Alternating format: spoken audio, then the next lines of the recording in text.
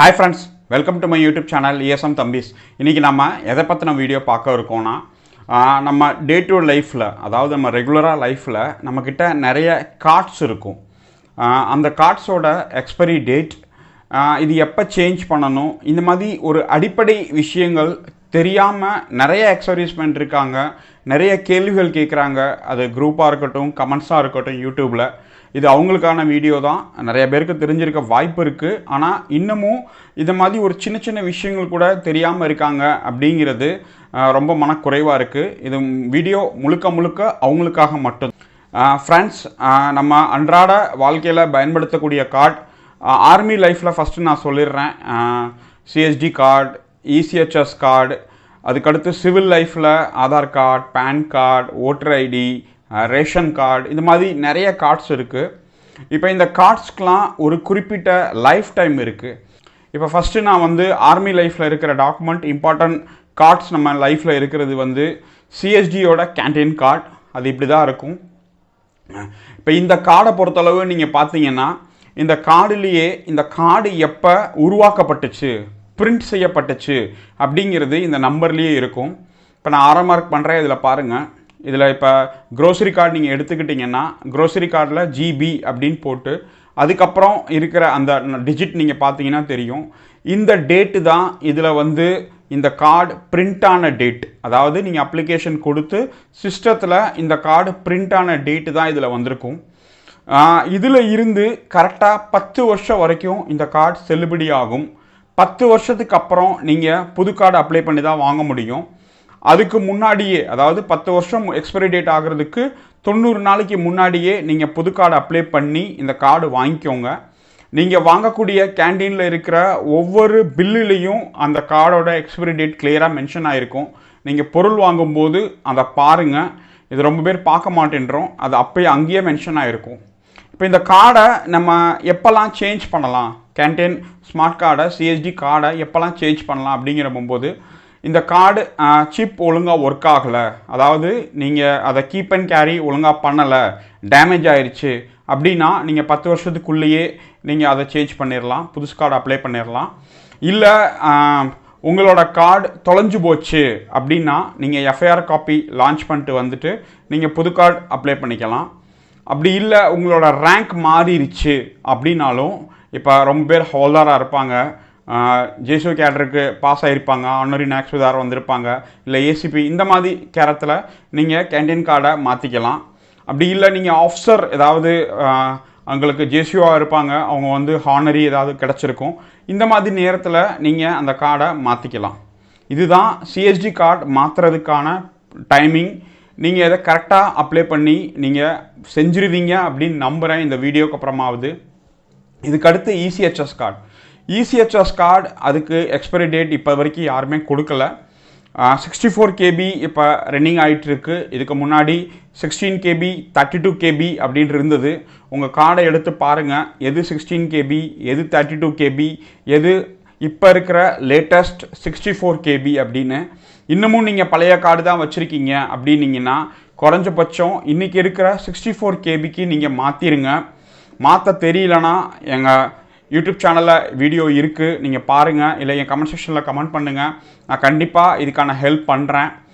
இதை பற்றி basic knowledge நீங்கள் தெரிஞ்சுக்கோங்க. ஏன்னா ரொம்ப பேர் கையில் இசிஹெச்எஸ் கார்டு வச்சுருக்கேன் அப்படின்னு சொல்கிறாங்க, ஆனால் எமர்ஜென்சி டயத்தில் அந்த கார்டு யூஸ் ஆக மாட்டேங்குது. இப்போ டிபெண்டன்ட் கார்டுக்கு அதுக்கு கண்டிப்பாக நீங்கள் அவங்களோட எலிஜிபிலிட்டி சர்டிஃபிகேட் கொடுத்தா தான் அந்த கார்டு உயிரோடு இருக்கும். இல்லைனா அந்த கார்டு லாக் ஆயிரும். பிரச்சனை உங்களுக்கு மட்டும்தான். இப்போ இந்த 2 கார்டு ஆர்மியில் கொடுக்கப்பட்டிருக்க முக்கியமான கார்ட்ஸ், இதை பற்றி நான் சொல்லிட்டேன். இப்போ டே டு லைஃப்பில் சிவிலில் இருக்கிற போது ஆதார் கார்டு நம்மளுக்கு very very important card. Aadhaar கார்டை பொறுத்தளவு எவ்ரி 10 இயர்ஸ், ஒவ்வொரு 10 வருஷத்துக்கும் உங்களோட பயோமெட்ரிக்கை நீங்கள் அப்டேட் பண்ணணும். இப்போ பயோமெட்ரிக்குன்னு சொன்னீங்கன்னா உங்களோட கைரேகை, உங்களோட ரெட்டினா, கண்ணோட கருவிழிகளையும் உங்களோட கைரேகையும் ஒவ்வொரு 10 வருஷத்துக்கும், இப்போ நீங்கள் ஆதார் கார்டு எடுத்த டேட் அந்த கார்டுலேயே பிரிண்ட் ஆகி வந்திருக்கும், அந்த சைடில் பார்த்தீங்கன்னா இருக்கும். அந்த டேட்டில் இருந்து ஒவ்வொரு 10 வருஷத்துக்கும் இதை நீங்கள் கண்டிப்பாக அப்டேட் பண்ணணும். உங்களோட ஃபேஸ் கண்டிப்பாக கொடுக்கணும். ஒரு புது ஃபோட்டோ எடுத்துருக்கணும். 10 வருஷத்துக்கு முன்னாடி எடுத்த ஃபோட்டோக்கும் இப்போ எடுக்கிற ஃபோட்டோக்கும் வித்தியாசம் இருக்கும். அதனால் நீங்கள் கைரேகை, கண், உங்களோட அப்பீரியன்ஸ், தோற்றங்கள் இதையும் நீங்கள் மாற்றிக்கணும். இப்போ குழந்தைங்களா இருந்தாங்க அப்படின்னீங்கன்னா பால் ஆதார் அப்படின்னு சொல்லி பேர். அந்த ஆதார் கார்டே பார்த்தீங்கன்னா ப்ளூ கலரில் இருக்கும். அந்த ஆதார் கார்டுக்கு பால் ஆதார், குழந்தைங்க ஆதார்னு பேர். அது 0, அதாவது பிறந்த குழந்தையிலிருந்து 5 வயசு வரைக்கும் வித்தவுட் பயோமெட்ரிக் அப்டேட்டில் இருக்கும். அதாவது பிறந்த குழந்தைக்கு யாரும் அவங்க ஃபோட்டோ எடுக்க முடியாது.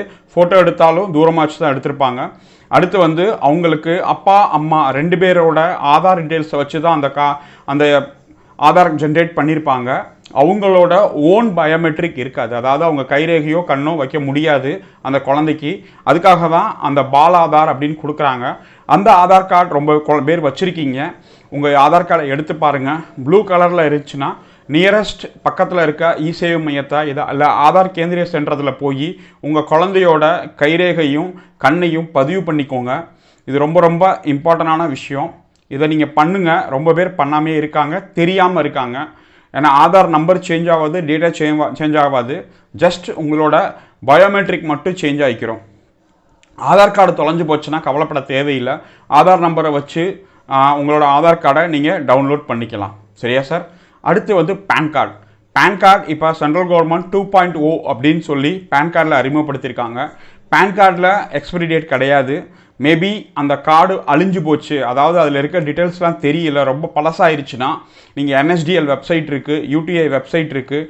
நீங்களே போய் உங்கள் பேன் கார்டு நம்பரை போட்டு ஆதார் OTP போட்டு ஒரு மினிமம் பேமெண்ட் கட்டி உங்களோட பேன் கார்டை உங்கள் வீட்டுக்கு வர வச்சுக்கலாம். இதுவே ரொம்ப பேர் தெரியாமல் இருக்காங்க. உங்கள் கையில் QR கோட் இல்லாத பழைய பேன் கார்டு இருக்குது அப்படின்னீங்கன்னா இந்த QR கோட் போட்டு சென்ட்ரல் கவர்மெண்ட் சொல்லியிருக்க ஆதார் 2.0 உங்கள் இதை மாற்றி வச்சுக்கோங்க. அதுக்கான யூசேஜ் நிறையா இருக்குது. ஆல்ரெடி சென்ட்ரல் கவர்மெண்ட் சொல்லிட்டாங்க. நீங்கள் பண்ணி வச்சுக்கிட்டிங்கன்னா அது உங்களுக்கு தான் நல்லது. இதுக்கு அடுத்து ஓட்டர் ஐடி. ஓட்டர் ஐடியில் எக்ஸ்பைரி டேட் கிடையாது. நீங்கள் ஒவ்வொரு தடவையும் ஓட்டு போடும்போது உங்கள் ஐடி வெரிஃபை ஆகும், உங்கள் ஓட்டு வெரிஃபை ஆகும். அடுத்த பார்லிமெண்ட்ரி எலெக்ஷனோ இல்லை ஸ்டேட் கவர்மெண்ட், சென்ட்ரல் கவர்மெண்ட் எலெக்ஷனுக்கோ தொடர்ந்து 4 எலெக்ஷன் நீங்கள் மிஸ் பண்ணிட்டீங்க, இல்லை ஓட்டு போடலை அப்படின்னீங்கன்னா உங்கள் ஓட்டை அவங்க ஆட்டோமேட்டிக்காக கேன்சல் பண்ணிடுவாங்க, ரிஜெக்ட் பண்ணிடுவாங்க. அப்போ அவங்க ஓட்டு செல்லாமல் போயிடும். இந்த மாதிரி சின்ன சின்ன பேசிக் விஷயங்கள் நீங்கள் தெரிஞ்சுக்கோங்க. இதுக்கு அடுத்து ரேஷன் கார்டு. ரேஷன் கார்டுலேயும் அதுக்கு எக்ஸ்பைரி டேட் கிடையாது. அதில் QR கோடு மட்டும்தான் இருக்கும். நீங்கள் பை சான்ஸ் அந்த ரேஷன் கார்டில் இருக்க நபர்கள் மாற்றம் அடைஞ்சாலோ இல்லை குடும்ப தலைவரை மாற்றினாலோ உங்களுக்கு புது ரேஷன் கார்டு போட்டுக்கலாம். இல்லை உங்கள் ரேஷன் கார்டை நீங்கள் ரீப்ரிண்ட் ஆன்லைன்லேயே பண்ணிக்கலாம். இப்போ பை போஸ்ட்டாக அவங்க வீடு தேடி வந்து தெரியும். அதை பற்றின வீடியோவும் நம்ம சேனலில் இருக்குது. யாருக்காவது தேவைன்னா நீங்கள் நம்ம சேனலை போய் பாருங்கள். இதுக்கு அடுத்து டிரைவிங் லைசன்ஸ். டிரைவிங் லைசன்ஸ்க்கும் நீங்கள் எக்ஸ்பைரி டேட் கேட்டிங்க அப்படின்னீங்கன்னா அதுக்கு எப்போ அதோட பேட்ச் அண்ட் ரெனிவல் அப்படிங்கிறது அந்த டிரைவிங் லைசன்ஸ்லேயே இருக்கும். அதுக்கு முன்னாடி 90 நாளைக்கு முன்னாடியே நீங்கள் அப்ளை பண்ணி அந்த லைசன்ஸ்க்கு உயிருண்டாக்கிடுங்க. எக்ஸர்வீஸ் மேனை பொறுத்தளவு அவங்களுக்கு அந்த லைசன்ஸ் ரெனிவலுக்கான சார்ஜ் இல்லை அப்படின்னு சொல்லியிருக்காங்க. அதுக்கு நீங்கள் சோதர் போர்டில் சர்டிஃபிகேட் வாங்கி அங்கே அப்ளை பண்ணிடுங்க. வாகன் பிரவான் ஆப்லையும் உங்களோட RD ஆஃபீஸ்லையும். இதுக்கெல்லாம் சின்ன சின்ன இந்த மாதிரி விஷயங்கள் நீங்கள் தெரிஞ்சுக்கணும் டே டு லைஃப்பில். இதான் இந்த வீடியோ மூலமாக நான் கேட்டுக்கிறேன். வேறு ஏதாவது கார்டு நான் மிஸ் பண்ணியிருந்தேன் அப்படின்னீங்கன்னா நீங்கள் சொல்லுங்கள். ATM கார்டு அதுலேயே எக்ஸ்பைரி டேட் இருக்கும். பை சான்ஸ் இந்த மாதிரி தொலைஞ்சு போச்சுன்னா நீங்கள் முறையாக நியர்பை இருக்க போலீஸ் ஸ்டேஷனில் இல்லை ஆன்லைனில் FIR நீங்கள் பதிவு பண்ணுங்கள். ஆன்லைன் புகார் இருக்குது. இதுக்குன்னு தமிழ்நாடு போலீஸில் இருக்குது. அதை நீங்கள் போய் புகார் பண்ணி அந்த காப்பியை வாங்கி வச்சு அதை வச்சு நீங்கள் அப்ளை பண்ணிக்கலாம்.